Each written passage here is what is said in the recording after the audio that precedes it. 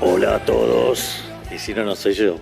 Bueno, hoy tenía un plan de presentación, pero como en Argentina pasan cosas, tuve que modificar un poco la presentación y quiero arrancar la presentación con una frase de la expresidente de la Nación, Cristina Fernández de Kirchner, que dice: Argentina es ese extraño lugar en donde hasta lo obvio debe ser explicado.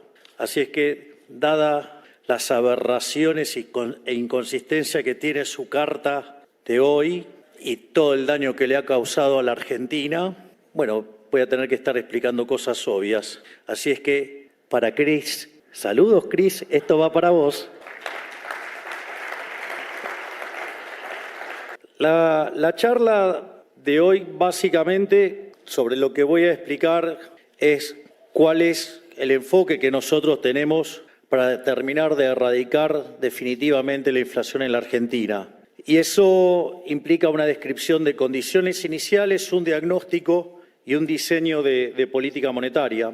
Por lo tanto, lo ideal es, como decía Friedman, primero los datos. Y en ese sentido, antes de que se creara esa nefasta institución llamada Banco Central de la República Argentina en el año 1935, los 50 años previos, Argentina tenía una inflación del 0,9% anual. Después, en uno de los grandes saqueos de la historia argentina, en una de las estafas más colosales que se han hecho, en 1935 se crea el Banco Central, un Banco Central mixto, y en la primera década de vida del Banco Central, es decir, entre 1935 y 1945, la tasa de inflación saltó al 6%, una tasa que probablemente hoy en Argentina se podría hasta llegar a festejar, pero para lo que eran los estándares de la época era una inflación muy, muy alta.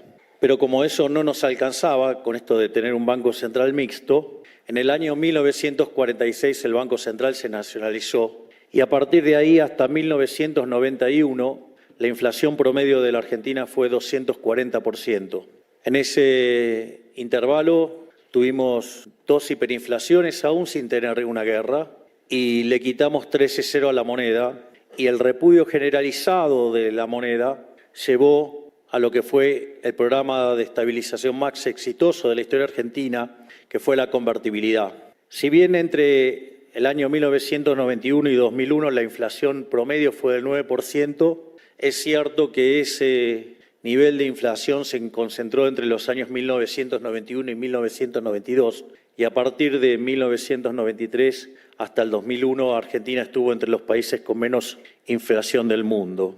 Después, cuando el Estado se quedó sin financiamiento y cayó en default, en lugar de tratar de poner las cuentas en orden, decidieron estafarnos nuevamente. De hecho, si ustedes se fijan en los billetes que teníamos en aquella época, decía convertibles de curso legal, y hoy ya no lo son, no tiene esa consigna, es decir, por lo tanto, no tienen el respaldo que aquellos billetes tenían, es decir, la casta política nos volvió a estafar, pero nos dijeron que esa vez o esta vez va a ser diferente y no fue diferente en nada. Yo voy a redondear los números, aviso, porque después van a empezar con que el número, que la coma, no sé qué cosa. Entonces, aviso ya desde antes que los voy a redondear.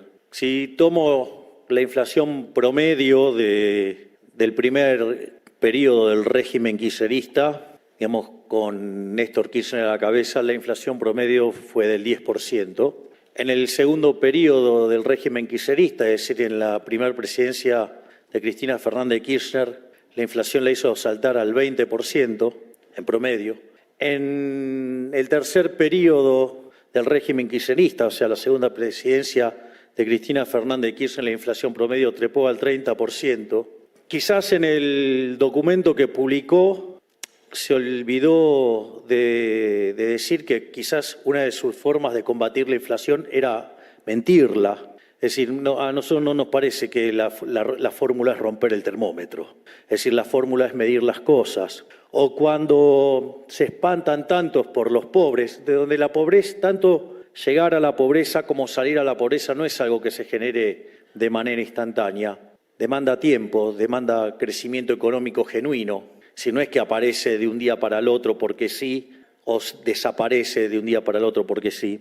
Y entre otras cosas, como les molestaba el índice de pobreza, consideraron que era una medida estigmatizante y decidieron no publicarlo más. Es decir, así, claro, así es fácil, digamos, dibujando números debe ser muchísimo más fácil conseguir logros y mostrar mejor la performance de un gobierno.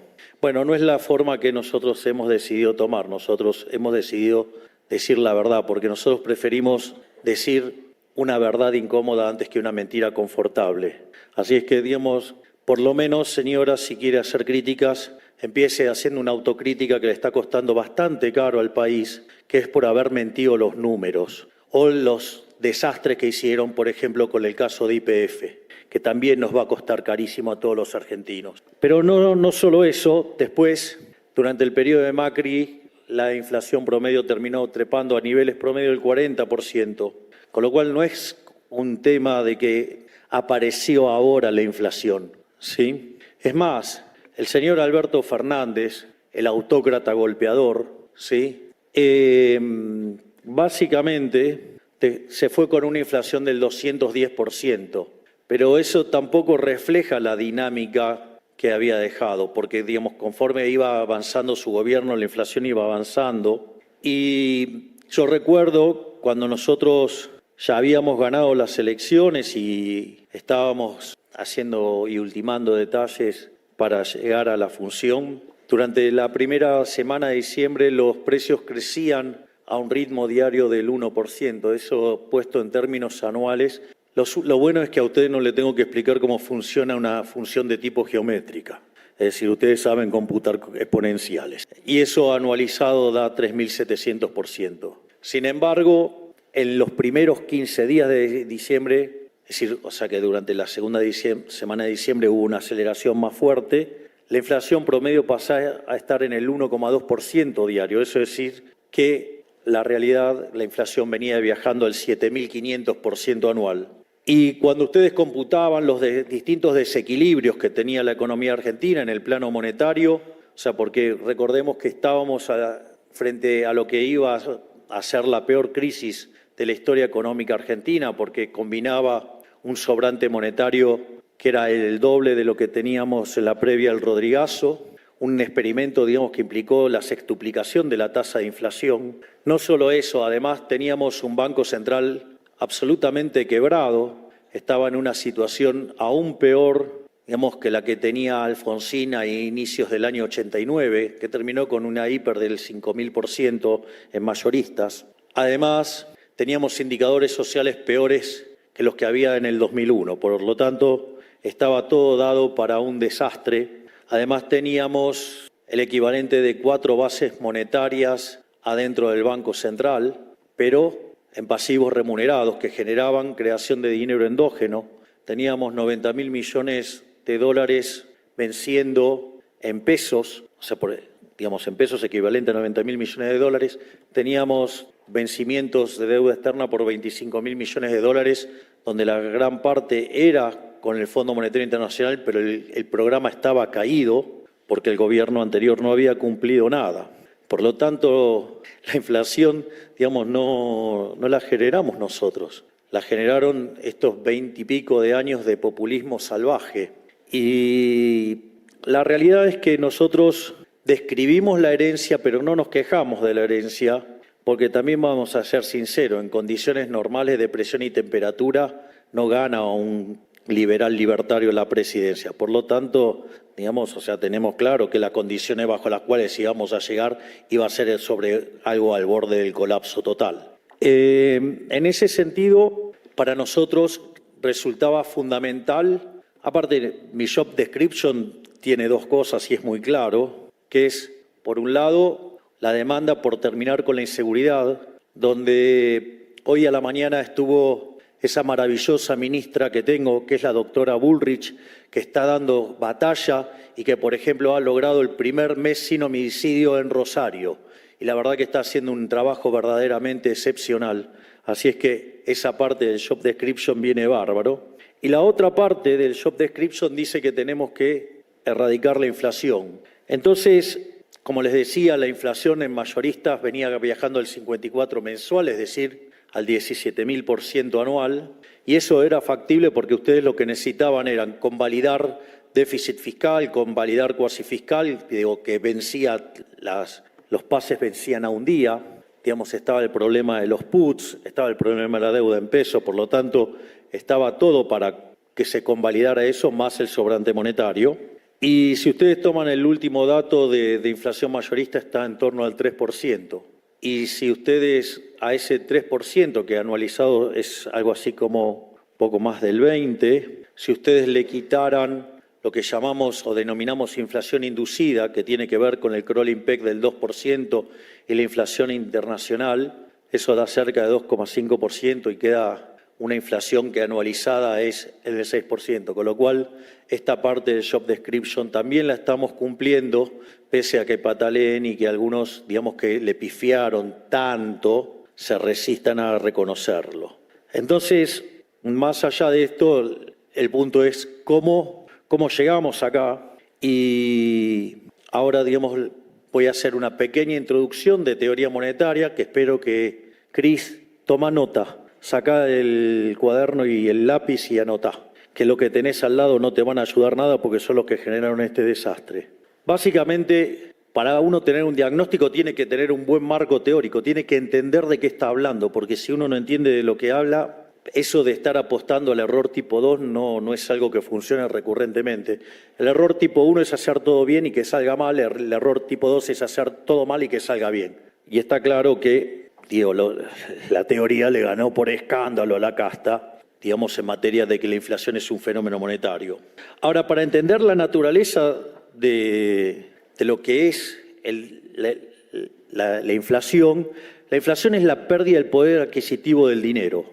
Es decir, que es una definición claramente distinta que es a la suba generalizada de los precios. Porque si para ustedes la inflación es la pérdida del poder adquisitivo del dinero, significa que hay un problema de exceso de oferta de dinero y el problema está en el Banco Central. Si ustedes creen que en la suba generalizada de precios van a echarle la culpa a los formadores de precios, es decir, entonces van a hacer controles de precios. Es una herramienta que hace 4.000 años que tenemos evidencia que no funciona.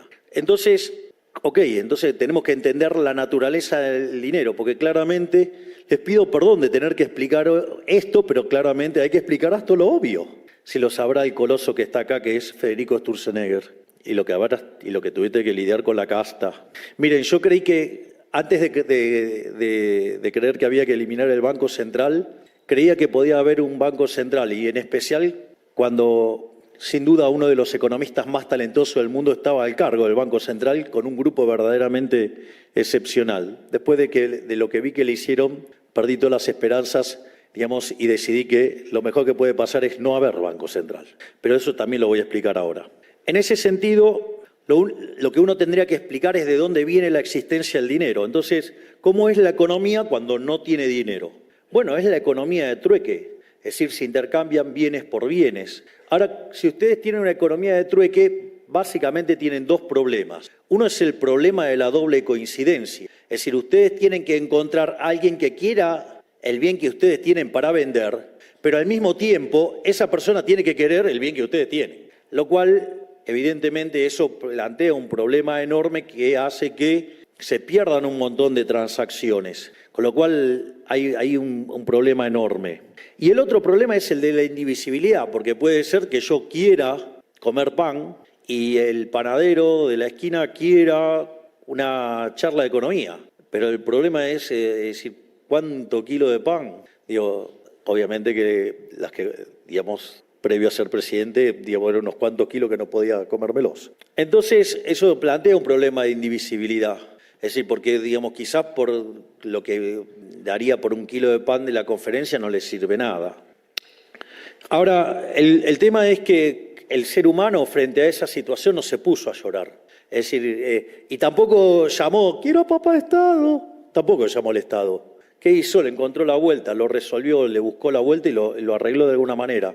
Y una de las cosas que descubrieron los seres humanos, que había bienes que se intercambiaban más que otros. Entonces empezaron a comprar esos bienes que se intercambiaban mucho más y los usaban como mecanismo de intercambio indirecto.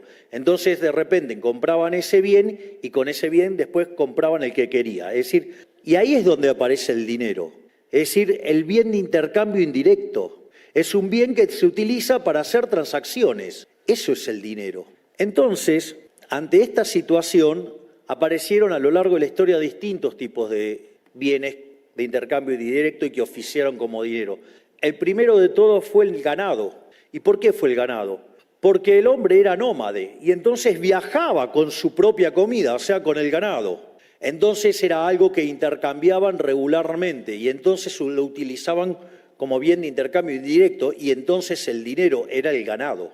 Ahora después el hombre, se convirtió en sedentario y cuando se convirtió en sedentario, una de las cosas que comía con mayor profundidad, por decirlo de alguna manera, era el pan. Entonces notaron que se hacían muchas transacciones en trigo. Entonces después el trigo se convirtió en moneda. Así, tenemos distintos tipos de monedas. Tenemos, por ejemplo, el lino, el café, el tabaco. Es más, hay una frase muy divertida de Milton Friedman que habla sobre la hiperinflación en Alemania y dicen que se utilizaba como dinero los clavos o se usaba también el whisky. El coñac. Entonces dijo que fue la definición de dinero más líquida que había encontrado en su vida. Es más, si ustedes se fijan en las películas de muchos años de cárceles, ¿cuál era el dinero? Los cigarrillos.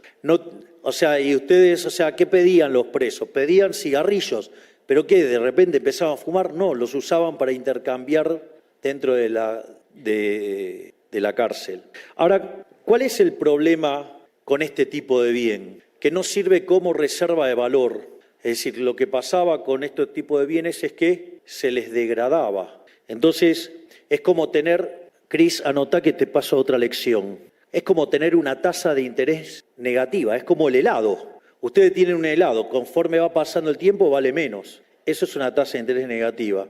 Y de hecho, lo que hay que entender, no le puede decir el precio del dinero, señora, porque la tasa de interés existe independientemente de que exista el dinero. Existe la tasa de interés porque existe el tiempo. La tasa de interés tiene que ver con el mecanismo de pasar el consumo a lo largo del tiempo. O sea, el ahorro, ¿qué es? El consumo futuro. Es una forma de pasar consumo a lo largo del tiempo. ¿Sí? Entonces los que se endeudan son los que adelantan el consumo y los que prestan son los que difieren el consumo. Y eso es independiente aún de que exista el Banco Central. Eso, la tasa de interés tiene que ver con el precio relativo de los bienes presentes respecto a los bienes futuros. No tiene nada que ver con la cuestión monetaria. Existe porque existe el tiempo. Si no, no habría tasa de interés. Sería un engendro que no tiene explicación. Como el que hizo Keynes en la teoría general. Error que arrastramos durante mucho tiempo. Pero, entonces, para tratar de preservar el valor, entonces se pasó a las monedas metálicas. Y así apareció el oro, la plata y el bronce. El oro se usaba para las transacciones grandes, la plata se usaba para transacciones más chicas. Probablemente la moneda más conocida de plata fue el thaler, que es el dólar hoy, ¿no? Y en ese sentido también había otro problema, que era el problema de la portabilidad. Entonces, ahí yo hice el ejemplo del zorro para que se viera gráficamente el problema. Después empezaron con que la historia del zorro, la versión de no sé qué sé yo. Yo hablé sobre la versión que yo veía, por televisión de Lai Williams, qué sé yo, las otras versiones, porque entonces yo lo que dije es que en rigor, me encantaba esa versión del zorro porque es un anarcocapitalista de verdad, ¿no? Porque el zorro, ¿qué era lo que hacía? Peleaba con los malhechores que robaban a los comerciantes y peleaba contra los soldados. Esto es muy interesante porque esto es lo que a mí me sorprende, porque en lugar de capturar la abstracción se quedan en la letra chiquita. Bueno, por eso estamos como estamos. Entonces, o quizás le hizo mal tanta tintura. le oscureció el pensamiento. Dicho esto, ¿cuál es? No, pero no estaba hablando de Cristina.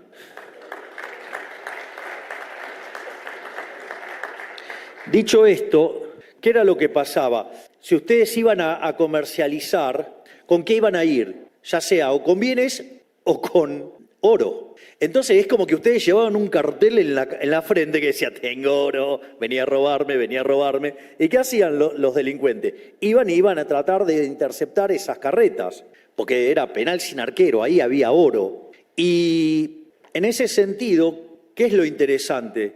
Que el zorro luchaba contra esos delincuentes. ¿Por qué? Porque si no llegaban a la ciudad con los bienes, entonces tenían una pérdida de capital, se comían el efecto de las monedas de oro en ese momento, se lo iban a comer con mayor nivel de precios, expresado en oro, y en ese sentido lo que iba a pasar es que nadie iba a volver a traerles bienes y entonces es como si hubieran cerrado la economía, con lo cual hubieran tenido una pérdida enorme de bienestar. Entonces el zorro además era un benefactor social porque como protegía, digamos, los caminos para que los ladrones no robaran a los comerciantes, entonces además era partidario del libre comercio, bien liberal, pero encima se peleaba contra monasterio y demás, con lo cual se peleaba contra la autoridad, se peleaba, digamos, contra el tema de los pagos de impuestos, por lo tanto, o sea, el zorro era anarcocapitalista, no tengan dudas.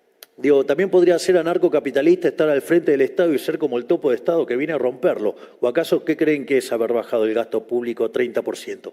Solo después de la guerra, y no hay experiencias tan grandes. Dicho esto, entonces apareció que el dinero papel. Entonces ustedes dejaban el metálico, lo dejaban en un lugar y le daban a cambio un certificado. Entonces ustedes después iban y pagaban con ese certificado. Obviamente que no faltó el que se hizo el piola y emitió certificados sin que estuviera el oro, la plata o atrás. Bueno, obviamente terminó con un par de revueltas, pero el Estado que hizo dijo, no, bueno, ahora lo voy a hacer yo.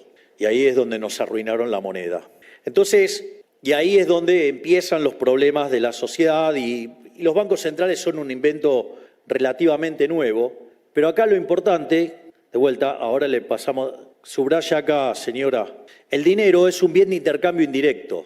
Digo, que el devenir de la historia lo haya convertido en un papel que es falsificado por los bancos centrales del mundo, ese es otro problema. Esa es la gran estafa de la historia de la humanidad que se llama Banco Central. Pero el dinero es un bien de intercambio indirecto.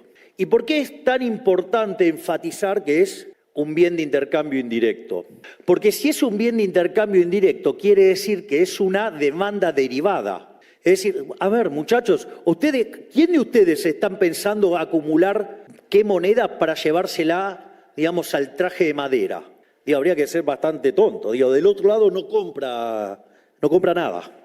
Solamente compra acá. En la ficción que es la visualización que uno hace. O alguno alguna vez se puso a pensar que la cantidad de tinta, digamos, en el billete de $1, de $2, de 5, de 10, de 20, de 50 y de 100 es la misma.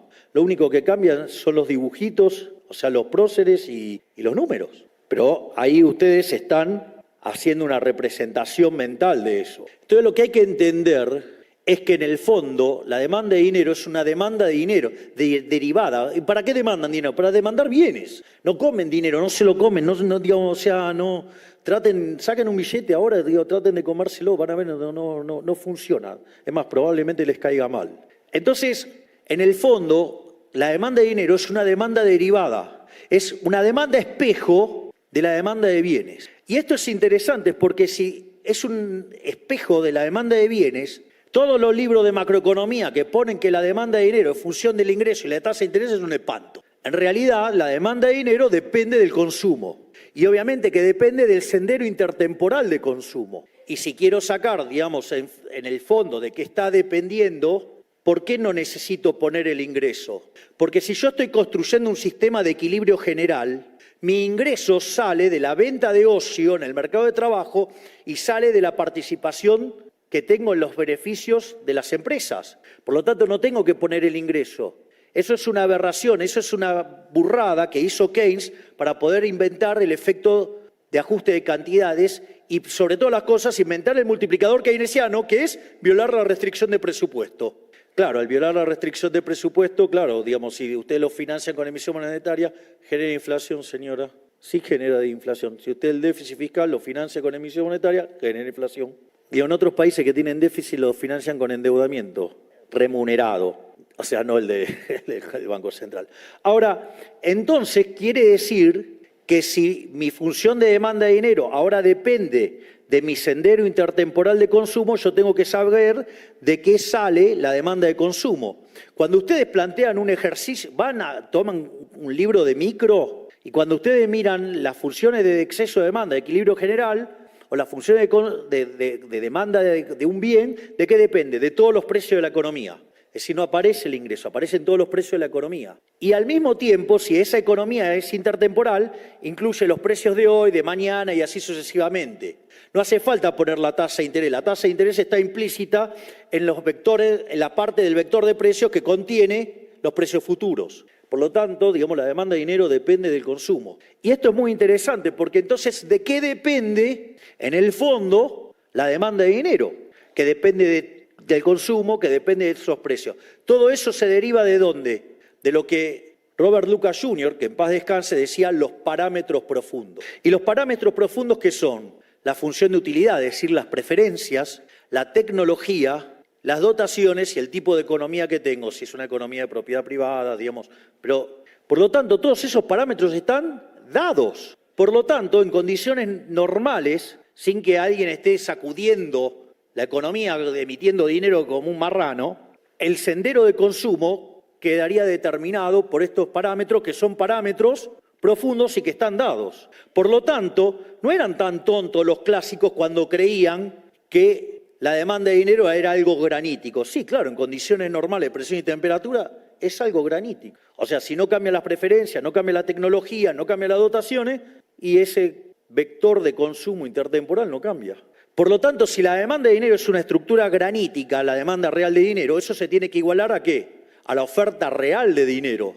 Vieron que Muhammad Ali o Cassius Clay, como quieran decirlo, llamaba a los fotógrafos y le decía, prepárate que viene el knockout, tomen las fotos porque se viene otro knockout para la señora Cristina Fernández de Kirchner. Si la demanda de dinero es una estructura granítica, esto se tiene, que es la demanda real de dinero, esto se tiene que igualar a los saldos reales. Los saldos reales son la cantidad nominal de dinero sobre el nivel de precios. Por lo tanto, el nivel de precios va a venir dado por la cantidad de dinero que ofrece el Banco Central sobre la demanda de dinero, que es esta demanda real de dinero. Por lo tanto, cuando el Banco Central emite dinero, lo único que hace es cambiar la escala nominal, es decir, suben los precios. Anote, señora, la inflación es siempre y en todo lugar un fenómeno monetario generado por un exceso de oferta de dinero, ya sea o porque se emite dinero, o porque cae la demanda de dinero, o pasan las dos cosas. Es más, le voy a decir más. Si ya se pudo levantar, ya le contaron 8, venga que le doy de vuelta. En este contexto, cuando ustedes tienen esta situación, se genera una pérdida del poder adquisitivo del dinero. Esto quiere decir que todos los precios expresados en unidades monetarias suben y el dólar es un precio más de la economía. Lo que sucede, anote otra más, hay algo que se llama efecto Hume-Cantillon, que tiene que ver cuáles son los precios que suben primero y cuáles son los que vienen atrás. Entonces, por ejemplo, si ustedes tuvieran una situación de una caída de la demanda de dinero, esa situación, digamos, ok, no demandan dinero doméstico. ¿Qué van a demandar? Bueno, en principio van y demandan dólares, o sea, hacen un cambio de portafolio. Entonces salta el precio del dólar. ¿Por qué? Porque es un activo financiero, ese ajusta rápido. Ahora, una vez que pasó eso, sube el precio de los transables. Después de eso sube el precio de los mayoristas, después de los minoristas y por último el salario. Por eso, digamos, cuando ustedes tienen un evento de estas características, destruye a los trabajadores. O sea, genera un problema tremendo. Tiene que ver con un caso de caída de la demanda de dinero. Es decir, no es que el dólar hace que los precios suban, no, es un indicador temprano en un escenario de estas características. Y además no siempre puede ser así, porque en realidad lo que puede haber pasado es que ustedes aumentan la oferta de dinero, entonces alimentan la demanda de bienes, entonces sube el precio de los, digamos, vendría a ser los precios minoristas, como eso presiona sobre los mayoristas, después presiona sobre los salarios y como después no les dan los números, si no es competitivo, salta el tipo de cambio. Se dan cuenta que todo depende de dónde se generó el exceso de oferta. Señora, es una burrada decir que el tipo de cambio es el que determina el resto de los precios, pero después igual se lo voy a explicar más. Por lo tanto, nosotros, trabajando con equilibrio general en serio, no como esos econochantas que dicen que hacen equilibrio general y no pueden resolver un lagrangiano, entonces, digo, y menos casos intertemporales, nuestro diagnóstico era, y es, y seguirá siendo, que la inflación es siempre y en todo lugar un fenómeno monetario generado por un exceso de oferta, ya sea o porque sube la oferta o porque cae la demanda o pasan las dos cosas a la vez. Por lo tanto, frente al escenario desastroso que teníamos de que nos íbamos a una inflación del 17.000%, con lo cual la caída del PBI hubiera sido monstruosa, con lo cual hubiera sido monstruoso también el número de pobres, hubiéramos ido a más del 90% de pobres y más del 50% de indigentes. Es decir, hubiéramos replicado el caso de Venezuela, sin lugar a dudas. Entonces, nuestra primera idea fundamental era terminar con la inflación, atacar la inflación, que aviso que durante la campaña dije que además la política monetaria tiene un rezago de 18 a 24 meses. Digo, porque parece que hablara, no sé, en sánscrito.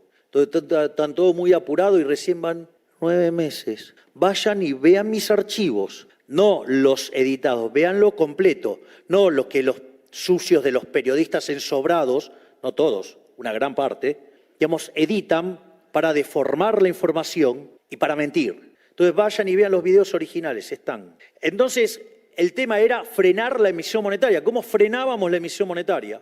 Entonces, una de las fuentes de emisión que había era el financiamiento del déficit fiscal. Nosotros cuando llegamos, el déficit fiscal consolidado entre el Tesoro y el Tesoro Nacional eran 15 puntos del PBI, donde 5 estaban en el Tesoro y 10 en el Banco Central. Por lo tanto, la tarea que tenía enfrente el Banco Central y la Secretaría de Financiamiento, y tengo el honor de tenerlo al gigante de Pablo Kirchner y a Vladimir Wermin acá, digamos que han sido grandes arquitectos de arreglar este problema, había que atacar esas dos fuentes de creación de dinero. Entonces, lo que nosotros propusimos era el déficit cero. Yo recuerdo que durante la campaña iba con una motosierra y me decían que estaba loco porque iba con una motosierra. De hecho, nosotros teníamos caído el acuerdo con el Fondo Monetario Internacional, con lo cual era una dificultad enorme para resolver el acuerdo caído. Y en ese contexto, nosotros decidimos ir al fondo y mostrar un plan de déficit cero. El fondo le alcanzaba con que cumpliéramos las metas del gobierno anterior, donde, señora, usted criticará a ese gobierno, pero usted era parte también. Entonces, en ese sentido, nosotros habíamos planteado el déficit cero. Obviamente que, así como durante la campaña decían que era imposible, que éramos unos delirantes y no sé cuántas cosas más, el fondo con que cumpliéramos el programa que estaba caído por el desastre del gobierno anterior, con eso le alcanzaba. Nosotros planteamos el déficit cero, parecía algo muy ambicioso porque implicaba un ajuste de 5 puntos del PBI en el Tesoro, y pese a que en los últimos 123 años de historia, durante 113 tuvimos déficit fiscal, solamente en 10 que no lo tuvimos estábamos en default. Fue la primera vez de estos últimos 123 años que alcanzamos el déficit cero. Pero no lo hicimos, no fue en un año, lo logramos en el primer mes de gestión. Vaya que sí, eso es una gestión. Obviamente, todos los que decían que era imposible hacer esto, los que fracasaron recurrentemente a la larga de la historia y que deberían llamarse a silencio porque son parte del daño y la destrucción que le causaron a los argentinos, deberían tener un poquito más de humildad o al menos de autocrítica. Entonces, ¿qué es lo que pasó? Nosotros terminamos haciendo un ajuste del gasto público de más del 30%. Entonces empezaron a decir que era porque no pagábamos, porque dibujábamos los números, cualquier cosa dijeron. La misma cosa que dice la señora acá. Está lejos y tarde con esos comentarios. Ya esos comentarios se hacían en enero, en febrero, en marzo. Digamos, hoy ya nadie levanta esos argumentos digamos, que menosprecian la tarea que hemos hecho. Y claramente hoy se entiende con claridad que esto es una regla de política monetaria que vino para quedarse y que próximamente voy a ir al Congreso a presentar el presupuesto basado en la ley, digamos, de déficit cero. Y eso implicó que dejábamos de emitir para financiar al fisco. Ahora, el cuasi fiscal, digamos, se generaba endógenamente, que tenía que ver con la retribución de los pasivos remunerados del Banco Central y que generaba 10 puntos de déficit fiscal, cuasi fiscal. Y en ese sentido, teníamos que terminar con la emisión endógena.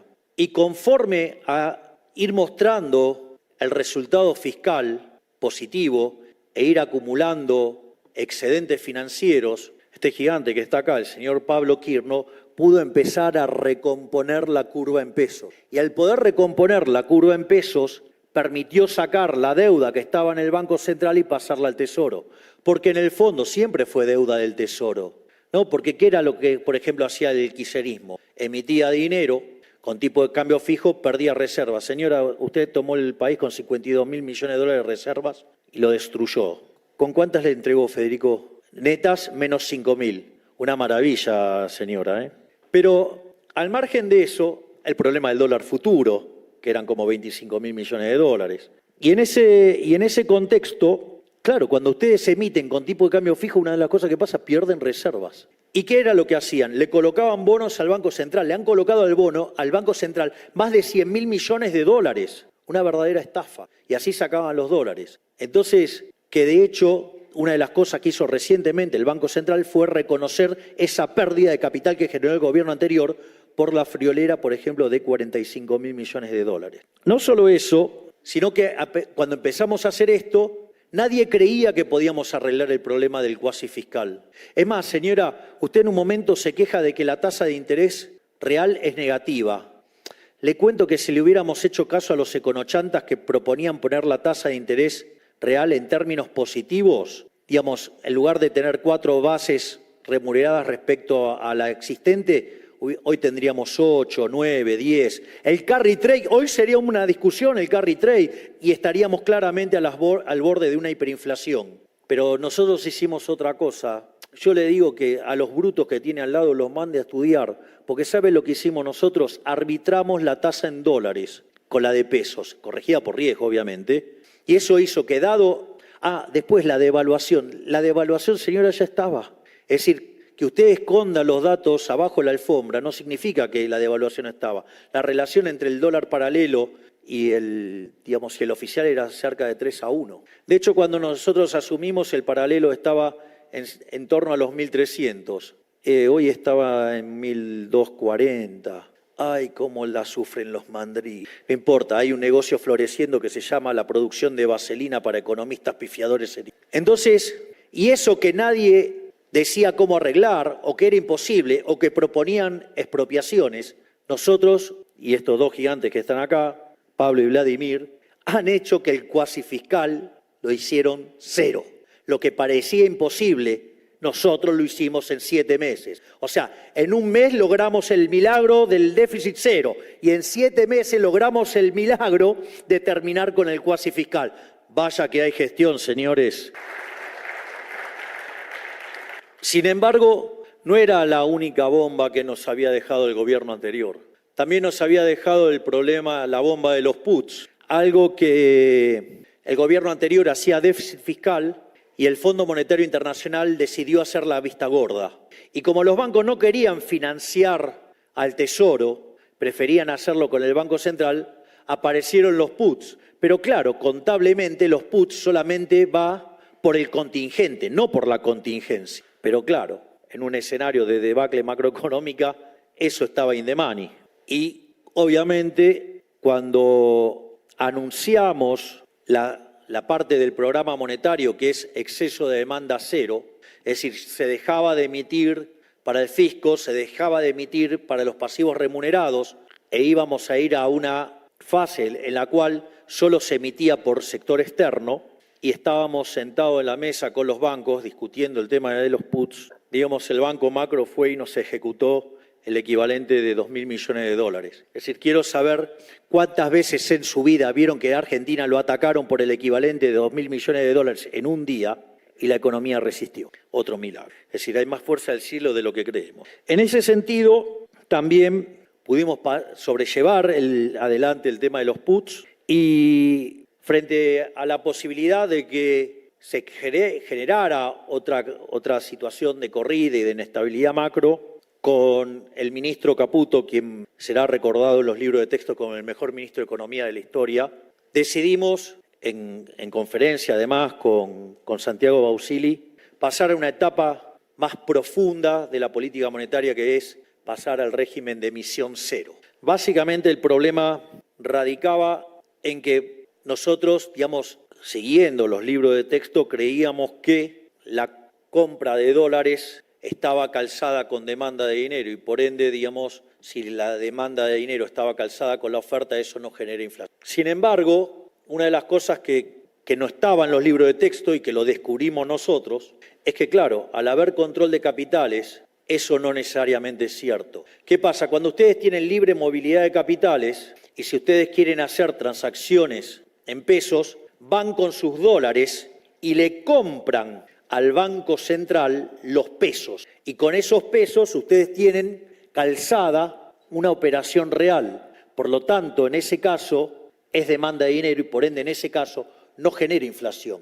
El problema radica que cuando ustedes tienen cepo, el cual lo tenemos básicamente para arreglar el problema de stocks que nos dejó el gobierno anterior, es decir, señora, no deje de ser liberal libertario. Lo que pasa es que soy liberal libertario, no liberal libertarado. Entonces, yo además entiendo la economía como problemas de stocks y flujos. Entonces, si tenía 4 bases monetarias a un día, si tenía 90 vencimientos en pesos por el equivalente de 90.000 millones de dólares, si tenía 50.000 millones de dólares de deuda en la CIRA, y es como que si no desarmaba esa bomba, no terminaba bien, terminaba bastante mal. Que entiendo que es lo que quería el gobierno anterior, que nosotros actuáramos como libertarados, que todo se prendiera fuego y ya para enero, digamos, después de saqueo de supermercado y demás liturgia peronista, pudieran volver y matar definitivamente cualquier atisbo de libertad.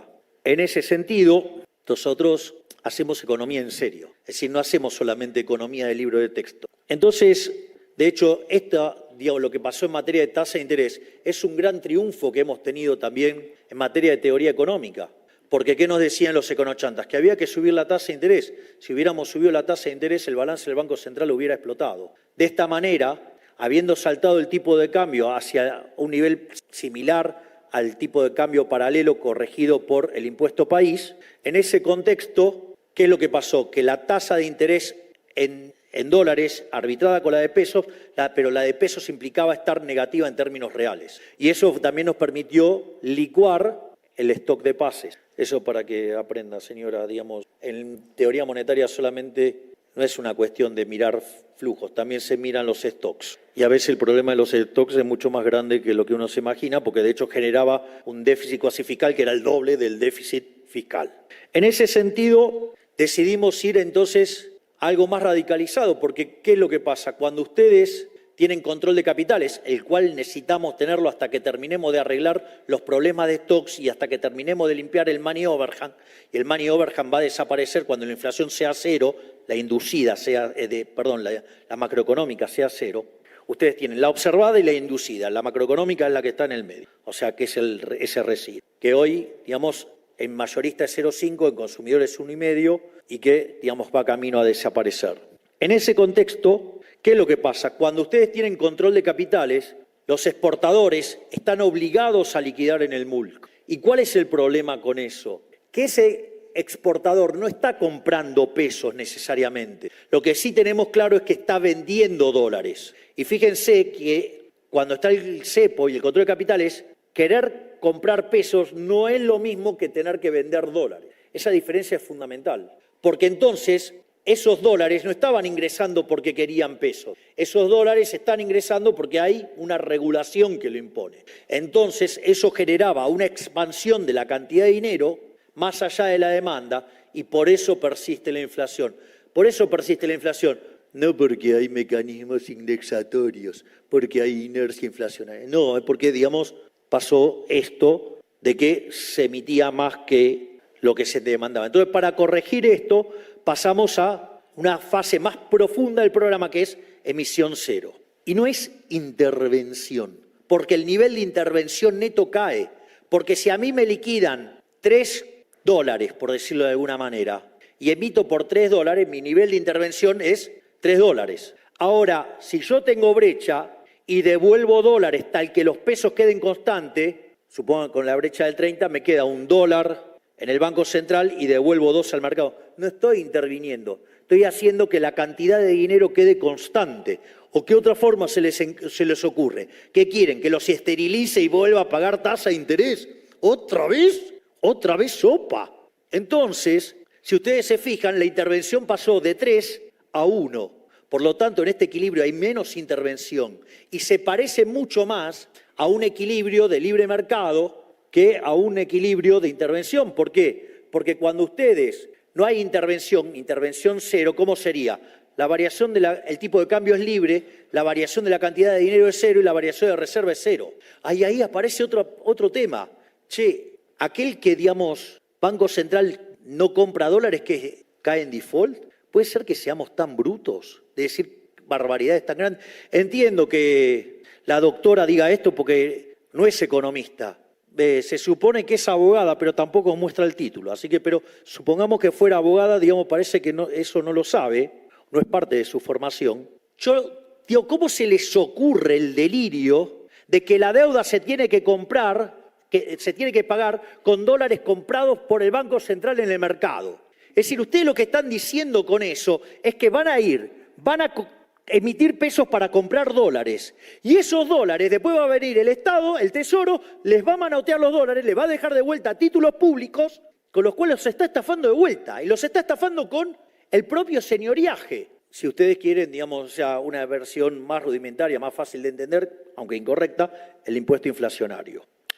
Entonces, ¿qué es lo que me están diciendo? ¿Que yo tengo que aniquilar a los argentinos con inflación para pagar la deuda? No, muchachos, la deuda se paga con superávit fiscal, no como un imbécil comprando dólares en el mercado emitiendo pesos. Eso lo único que hace es generar inflación. Entonces, los dólares para pagar la deuda se compran con el superávit fiscal, que eso es lo que estamos haciendo nosotros. Y después quiero ir a una cuestión de la discusión del dinero endógeno, porque es increíble, digamos, la señora dice que el tipo de cambio es el que determina la inflación o los precios, o si ustedes quieren, la devaluación determina la inflación.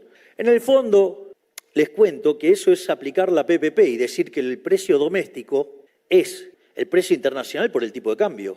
Le cuento, señora, que eso es consistente con la teoría cuantitativa. De hecho, ¿sabe qué? Eso lo hizo un señor llamado David Hume, que después lo tomó Adam Smith, digamos, y lo tomaron los clásicos. Por lo tanto, lejos de no poder ser contemplado. De hecho, si el nivel de precios doméstico, ¿sí?, viene determinado en el plano monetario por la oferta de dinero dividido la demanda real de dinero, y eso aplicara lo mismo en el mundo, el tipo de cambio que viene dado por el precio local dividido el precio internacional significa que viene dado por lo que se llaman condiciones monetarias relativas. Si le hago la cuentita, la oferta local dividida la oferta internacional, la demanda internacional dividido la demanda local. Entonces, si ustedes, como las condiciones del mundo están dadas para nosotros, si sube la cantidad de dinero o si cae la demanda de dinero, eso, digamos, impacta en los precios, pero también impacta en el tipo de cambio. Es decir, se da cuenta que ni siquiera, digamos, tienen consistencia en eso que dice. Es más, es interesante también discutir ese modelo, ¿no? Porque en el fondo, ¿qué es lo que dicen? No, bueno, el problema de la inflación es la falta de dólares. Una burrada total.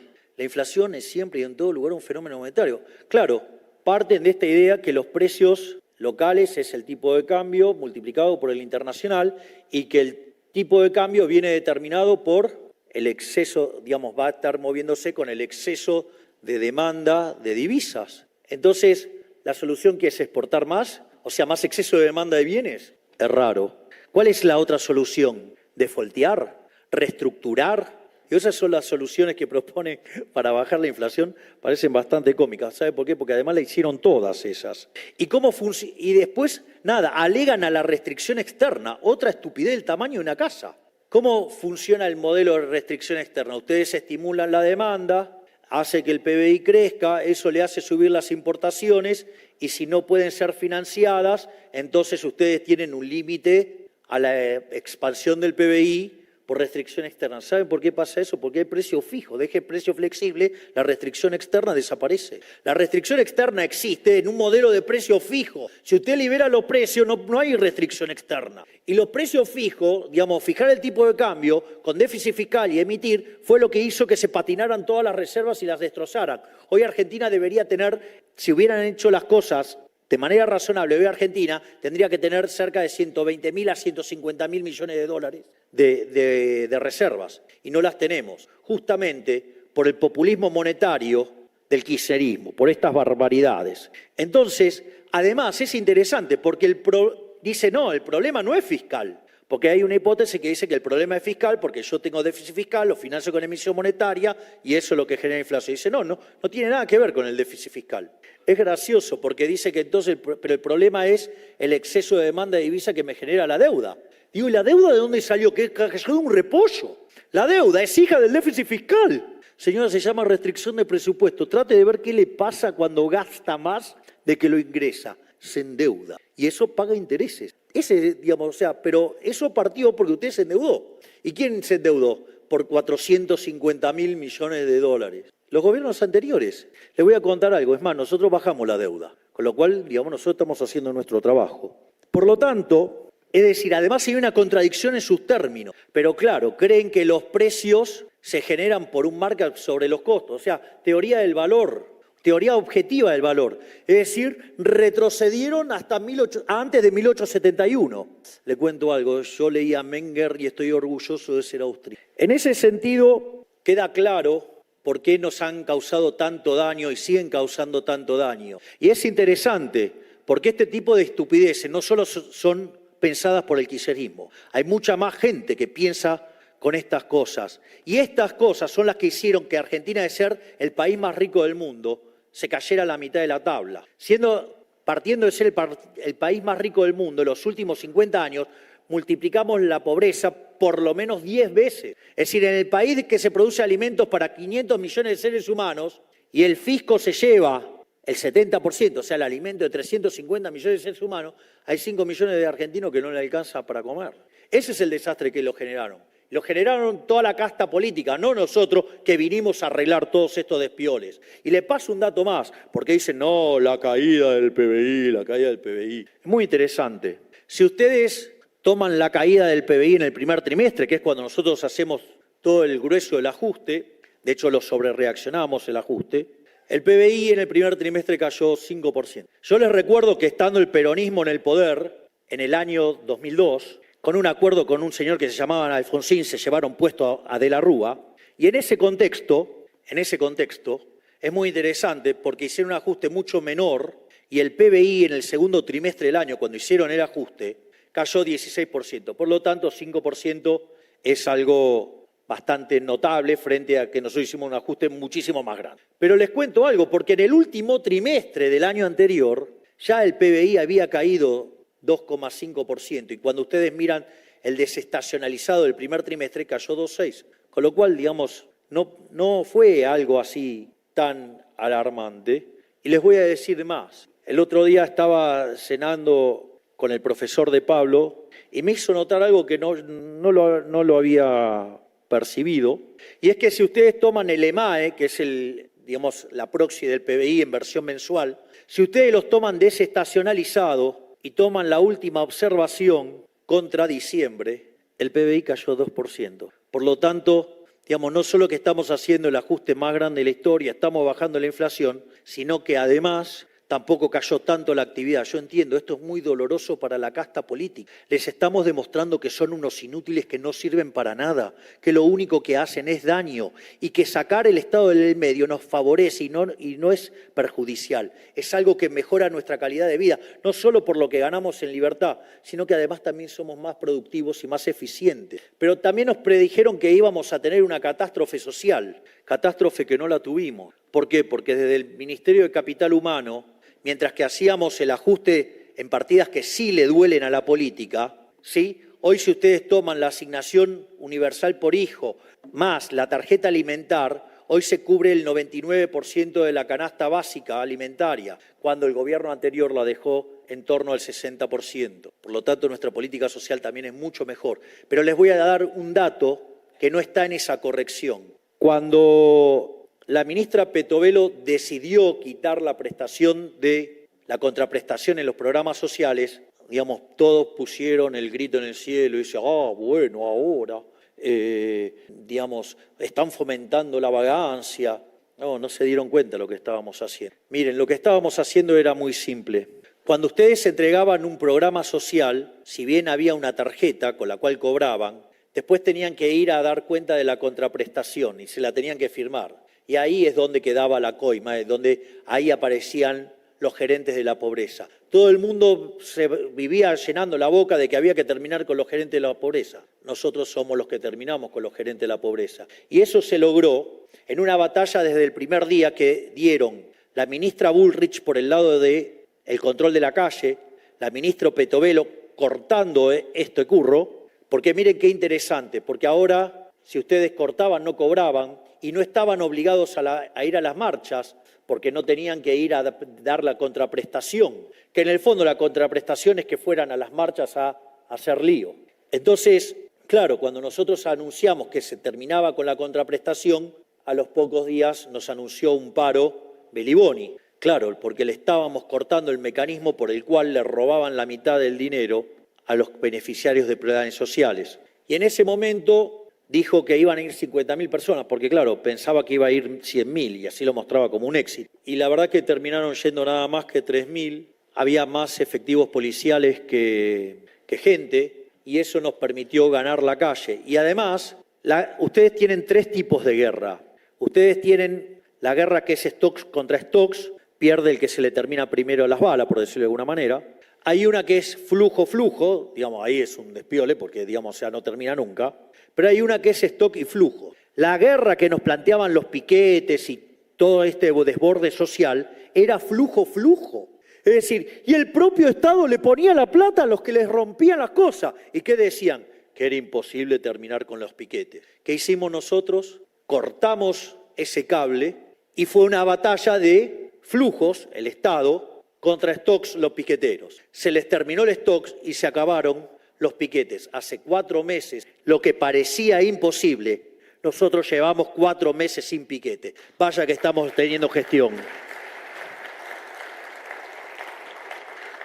Por último, llegando ya a cómo va a ser la política monetaria de cara al futuro y cómo va a ser la salida del cepo, de vuelta, lo primero que tienen que entender es que no puedo fijar fechas. Yo entiendo que tengan el cerebro maltratado por años de colectivismo, pero ¿a alguno de ustedes se le ocurrió exigirle al Banco Central de cara a un año saber a dónde va a estar la tasa de interés? Verdaderamente, o sea, nos piden cosas, falta que nos digan cuánto va a estar el tipo de cambio mañana, a tal hora, digamos, a tal minuto, o sea, un delirio. Es decir, uno avanza por objetivos.